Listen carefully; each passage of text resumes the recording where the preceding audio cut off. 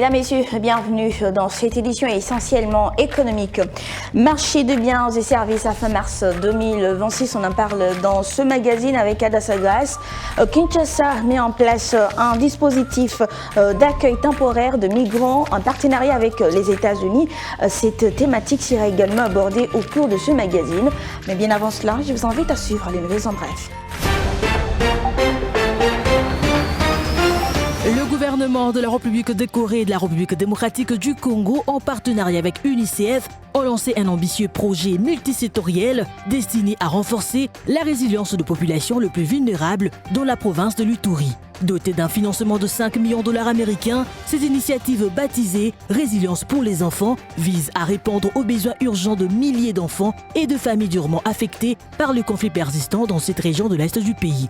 Au cœur du programme, l'amélioration de l'accès aux services sociaux de base. Le projet prévoit notamment le renforcement de la nutrition, de la santé maternelle et infantile, ainsi que l'accès à l'eau potable, à l'hygiène et à l'assainissement. Plus de détails, je suis Mzere Kupanet. L'Assemblée nationale de la République démocratique du Congo a déclaré le mardi 7 avril 2026 recevable de projets de loi portant ratification d'accords de financement conclus avec la Banque arabe pour le développement économique en Afrique et ses partenaires pour un montant global de 150 millions de dollars américains. Ces textes ont été présentés devant la plénière par le ministre des Finances Doudou Fouambali Koundé. Ils s'inscrivent dans la stratégie de gouvernement visant à mobiliser des ressources extérieures pour soutenir les priorités du développement du pays. Selon le terme du communiqué du ministère des Finances, ces financements sont destinés à appuyer plusieurs axes jugés structurants, notamment le développement rural, la réhabilitation des infrastructures des bases, ainsi que la promotion de l'entrepreneuriat agricole. Plus de détails, je suis Mzere Kupanet. La République démocratique du Congo veut franchir un cap décisif dans les financements de son développement. Dans cette optique, le gouvernement a lancé le mardi 7 avril 2026 à Kinshasa un atelier stratégique consacré à la validation technique du portefeuille national de projets prioritaires en partenariat public-privé ainsi qu'à l'examen de l'avant-projet de loi révisé encadrant ces mécanismes. Pilotée par le ministre d'État en charge du plan, Guilain Niembo, cette rencontre de 3 jours réunit décideurs publics, partenaires techniques et financiers ainsi que des acteurs du secteur privé, avec comme objectif de structurer une offre de projets bancables et renforcer l'arsenal juridique afin d'attirer davantage d'investissements. Plus de détails, je suis Mzere Kupanet. Le gouvernement de la République démocratique du Congo franchit une nouvelle étape dans sa politique de renforcement de la souveraineté énergétique. Deux contrats d'exploitation des infrastructures pétrolières ont été officiellement signés ce mardi 8 avril 2026 à Kinshasa entre SEP Congo SA et l'entreprise nationale de gestion des infrastructures pétrolières. La cérémonie organisée au ministère du Portefeuille s'est tenue sous le leadership de la ministre Gilus Soukou, en présence de la ministre d'État en charge des hydrocarbures Akassia Badoubola. Elle marque un tournant dans la gestion des actifs pétroliers du pays, désormais orientée vers une plus grande implication de l'État. Merci de nous recevoir chez vous. Marché de biens et services à fin mars 2026. Ada Sagras sera avec moi sur ce plateau dans quelques instants pour vous en parler dans les chiffres clés.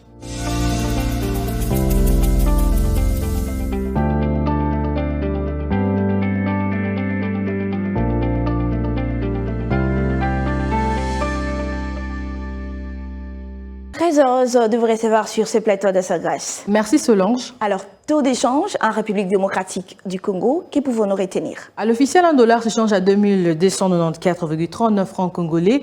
Un franc CFA revient à 4,04 centimes et un euro se change à 2653,94 francs congolais.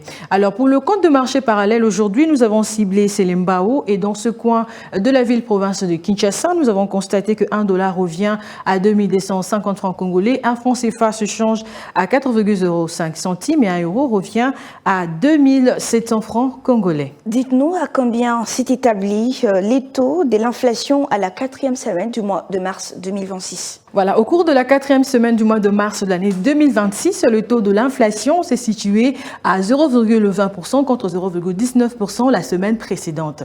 Une baisse de 0,1% a été observée. Alors, en variation mensuelle, le taux de l'inflation s'est fixé à 0,71% au mois de mars contre 0,59% en février 2026, une baisse constatée de 0,12%. Qu'en est-il de l'analyse des fonctions des consommateurs? consommation. Voilà, pour l'analyse de fonction de consommation, indique que l'inflation demeure essentiellement portée par la fonction de produits alimentaires et boissons non alcoolisés qui s'est établie à 64,89%, le transport à 10,02% et enfin logement, eau, électricité, gaz et autres combustibles situés à 9,46%.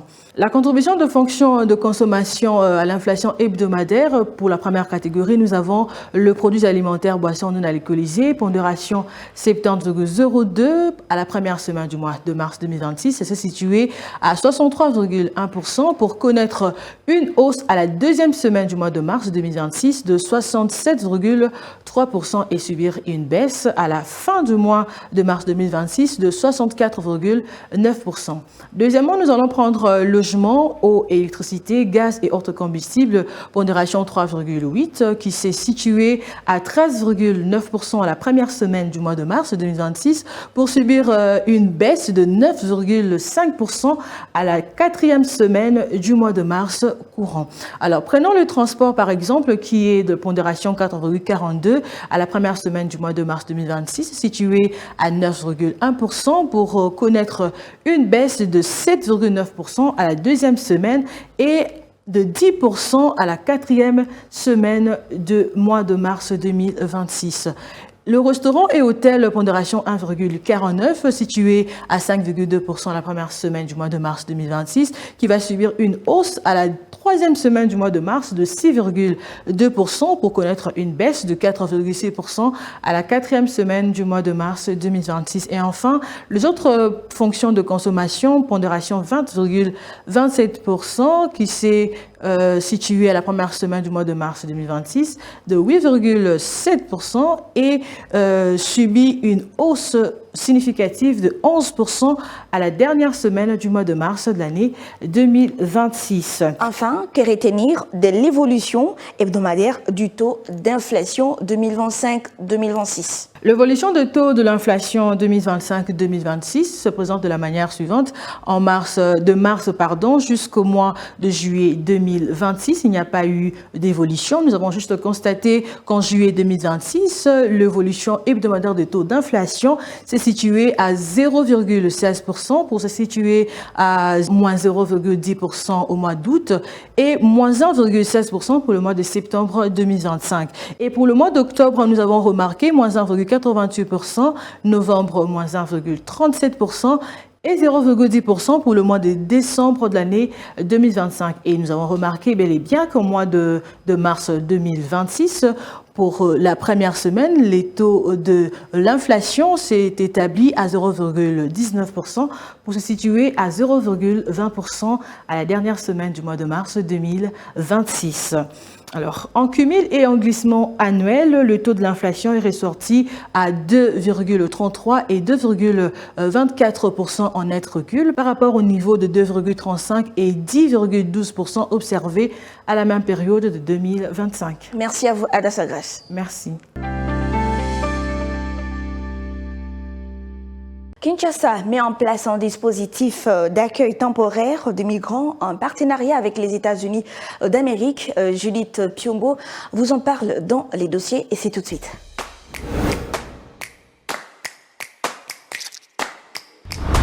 Bienvenue à vous, Judith Piombo. Merci. Le gouvernement congolais a officiellement annoncé la mise en œuvre d'un dispositif d'accueil temporaire des ressortissants des pays tiers et donc tous seront reçus, juste comme ça. Précisons tout d'abord que c'est dans le cadre d'un partenariat migratoire conclu avec les États-Unis d'Amérique. Et selon un communiqué qui a été rendu public, cette mesure entre en vigueur déjà dès ce mois d'avril 2026 et ça concerne précisément des personnes relevant des mécanismes migratoires américains dont les modalités ont été définies conjointement entre les deux pays. Alors, s'il faut parler de manière brève, aucun transfert automatique n'est prévu d'après le gouvernement qui d'ailleurs insiste sur le fait que le dossier sera examiné individuellement conformément aux lois en vigueur. Combien va coûter ce dispositif à l'État congolais? Un dispositif encadré et sans coût pour l'État congolais. La prise en charge du dispositif sera donc entièrement assurée par le gouvernement américain à travers des structures spécialisées dans la gestion des flux migratoires. Alors, Le trésor public congolais ne sera donc pas sollicité. Alors, Judith Piombo, dites-nous où seront installées toutes ces personnes avec tous ces défis d'infrastructure observés dans la capitale congolaise? Les sites d'accueil ont déjà été identifiés dans la ville-province de Kinshasa et ces choix visent à garantir un encadrement rapproché tant sur le plan administratif que sécuritaire et aussi humanitaire.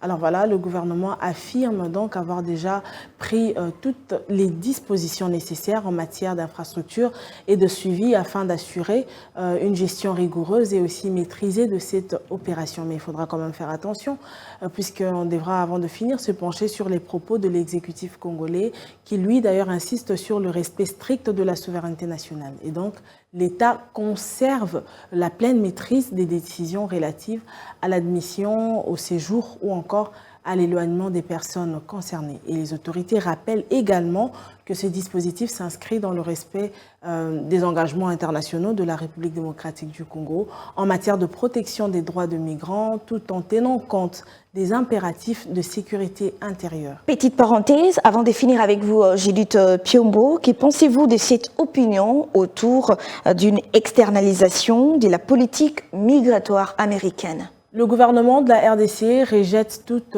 interprétation visant à présenter cette initiative comme une externalisation de la politique migratoire américaine ou un programme de relocalisation permanente. Alors, pour l'heure, le gouvernement se veut ferme. Il dit qu'il s'agit d'un mécanisme temporaire, encadré et conforme aux intérêts du pays, c'est-à-dire la République démocratique du Congo. Alors, en conclusion, sachez qu'au-delà de l'aspect technique, Kinshasa met en avant une démarche fondée sur la solidarité internationale et aussi la dignité humaine. Judith Piombo, merci à vous pour ces détails. Merci à vous, c'était un plaisir. Suivez-moi tout le jour à travers Zoom Wednesday sur Zoom Eco Live. Abonnez-vous sur notre chaîne YouTube. Zoom Eco Live, la référence de l'actualité économique en RDC. Voilà, mesdames, messieurs, je vous laisse suivre à présent Zoom Wednesday, présenté par Naomi Kandé.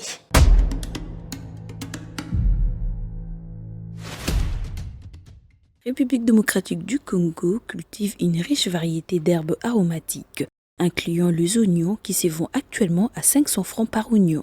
Une petite botte de ciboulette se fixe actuellement au prix de 800 francs congolais. Pour le fan de céleri, cela revient à 2000 francs par tige. La menthe est une plante très aromatique au prix de 1000 francs la botte. Avec 1000 francs, vous avez également la possibilité de vous procurer une petite botte de coriandre cultivée en République démocratique du Congo. Toujours au même endroit, on trouve également de l'ail à partir de 500 francs. Le feuille de laurier est également cultivé en République démocratique du Congo au prix de 300 francs la pièce. Terminons notre marché du jour avec de feuilles d'origan qui se vendent à partir de 500 francs au marché de Kinshasa.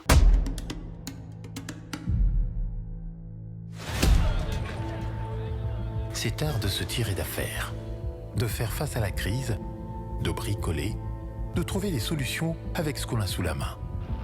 Un art dans lequel les Congolais ont développé un savoir-faire particulier. Article 15. Débrouillez-vous pour vivre. Et pour se quitter, mesdames, messieurs, je vous laisse suivre Article 15, réalisé par Junior Bolamba et Benita Moigny. Débrouillard jamais, jamais, jamais. Débrouillard jamais, jamais, jamais. Débrouillard jamais.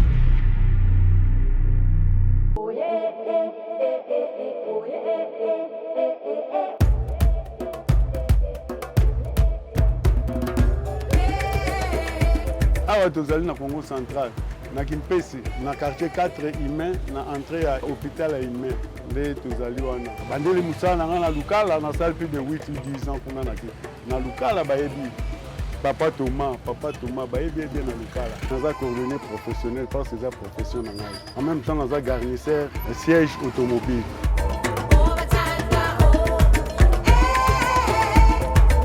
La cordonnerie, na bandara précisément na Cortoza, cordonnerie orthopédique d'Isaïr na Lemba Foire, na bandela kawana, na tangili yango pe classe, na CSP Bumbu, en face à prison Makala. nazwa brevet d'appétit professionnel na nga wana nasali wana nasali mpe na même ligne aux alentours ya botour wana maître Pablo na njili tout baza na baélève oyo totika wana bazali wana lelo na même ligne wana eloko etindenga mpenza na province parce namona mpeke na même ligne place nazalaka na bando oyamba mingi baclient ya province.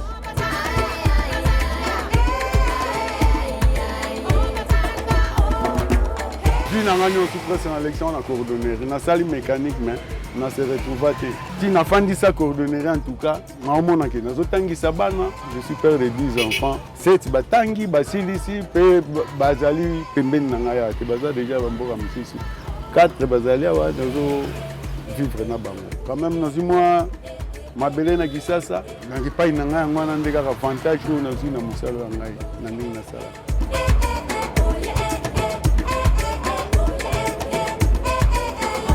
Nde na fabrication parce que nazalanga fabricant ndenge omoni babiloko ndenge eza boye yango nde nasalaka nateki nde épargnement na ngai yango wana bon oyo bapetite réparation wana eza baaccessoire mpona vivre ya journée mwa basoma yango ya mike mike lelo ekoti logo ebimi ndenge totiaka kaka na mpesa orange money donc épargnement na ngai eza kaka na mpanzi wana.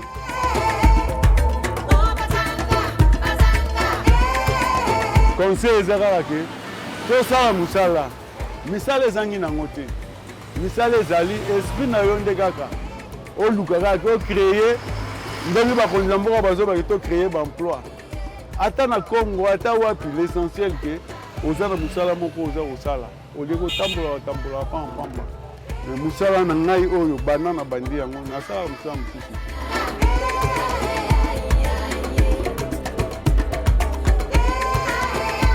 Difficulté ezalaka ke kozanga matériel parce que matériel ezali nango ndenge mosala ezali nango machine à coudre nasalelaka kaka oyo machine à cardage mwa induit oyo yango kaka nde nasalelaka nde misala omoni.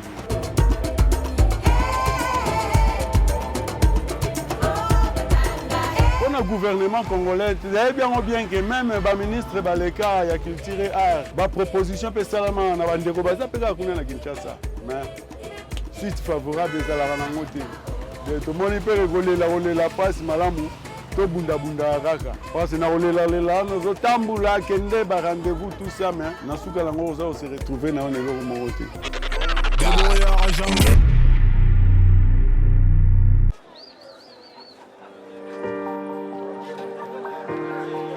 Dans les détails du marché, nous avons appris à vous connaître, à vous comprendre et vous apporter plus de lumière.